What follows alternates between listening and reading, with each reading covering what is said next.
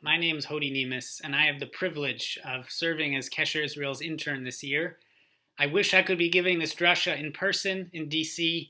That's not possible right now, but please God, it is my great hope that soon in the new year I'll be able to visit in person and meet each of you. In the meantime, I'd like to direct your attention to Parshat Miketz and its dramatic opening, where Yosef is elevated from the pit to the halls of power, brought before Pharaoh to interpret his dreams. And he does an amazing job. Pharaoh, of course, not only loves the interpretation of the dreams, but he appoints Yosef to be vizier of Egypt. We tend to accept that fact. Yes, Yosef became second in command of Egypt. But why? It's always bothered me. Why did Pharaoh take a chance on an unknown Hebrew slave? What did he see in Yosef that led him to make this shocking, drastic decision? It could be that Yosef really was good at dream interpretation. Maybe we don't really understand the world of dream interpretation as moderns. Rashi actually suggests this exact point and says that the interpreters of Egypt, for some reason, their interpretations, they just couldn't enter Pharaoh's ears. But Yosef spoke to his heart, and it reached him. And maybe that's what elevated Yosef in Pharaoh's eyes. Another answer, perhaps, is that Yosef brought a plan. He not only interpreted the dream, he gave an economic plan. And anyone who's been in any kind of meeting knows that if you bring not just a complaint, but a plan, people are going to be much happier with you. Indeed, maybe this is like the world's first shul board meeting, where if you present your plan, then the president says, "Great, I like the plan, go do it. It's your job." So that could be. But I think there's something deeper going on here. If we look at the hint that Pharaoh gives about why he chose Yosef, it is this. He says, "Hanimsa chazeh ish asher ruach Elokim bo." Could we find another one like him? A man in whom dwells the Spirit of God. That's very interesting. Ruach Elokim bo. There's something about the Spirit of God that he now associates with Yosef. And I think that's because Yosef has been mentioning Elokim throughout his speech to Pharaoh. He's bringing the God of Israel into the halls of Egypt. And that is remarkable. Why? Because this is Egypt. This is the most powerful ruler in the world. Shouldn't he be quoting the gods of Egypt? Why does he have to bring in the God of Israel? Let's go look at the first thing that Yosef says to Pharaoh. Pharaoh says, "I hear you're a great dream interpreter." Yosef responds, "No. Bil adai Elokim ya'anet shlom paro. It is not me, but God who will answer Pharaoh. Not me."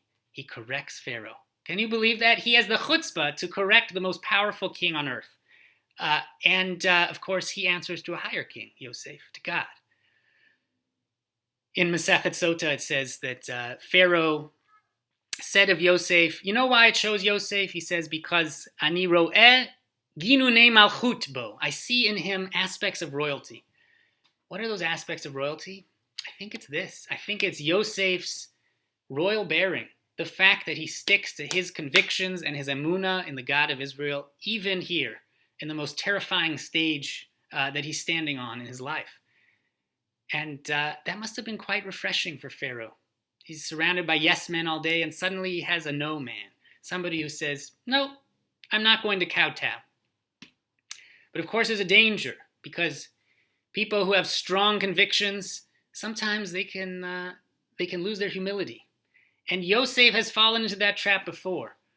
So what about right now? Is what he says humble? Yes, it really is. I mean, if you read that line again, Bil adai Elokim ya'aned paro, he's literally saying, it's not about me.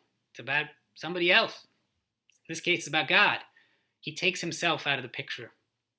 The Gemara in Masechet Chulin says something beautiful, that Rabbi Abahu said, Ha'olam mitkayem, ein ha'olam mitkayem, ela bishvil, mi shemesim atzmo k'mi she'eno. The world only exists because of people who make themselves as if they don't exist.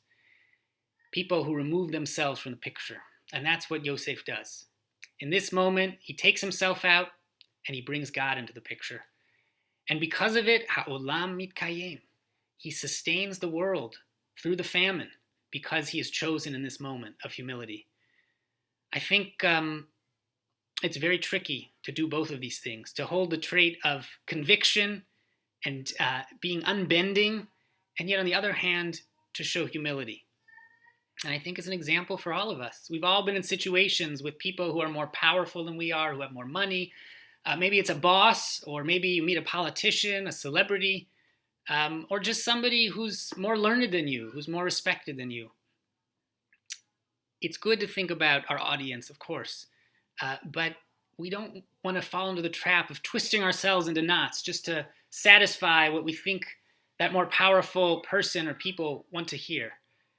Or aggrandizing ourselves, puffing ourselves up, saying, yeah, I am a great dream interpreter, actually.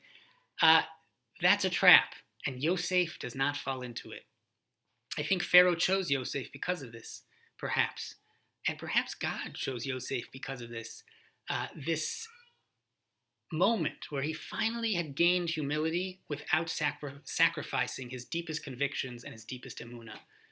He had become the true heir to his great-grandfather Avraham Avinu, who of course was known for saying, Vayikra v'shem Hashem, he would call out in the name of God.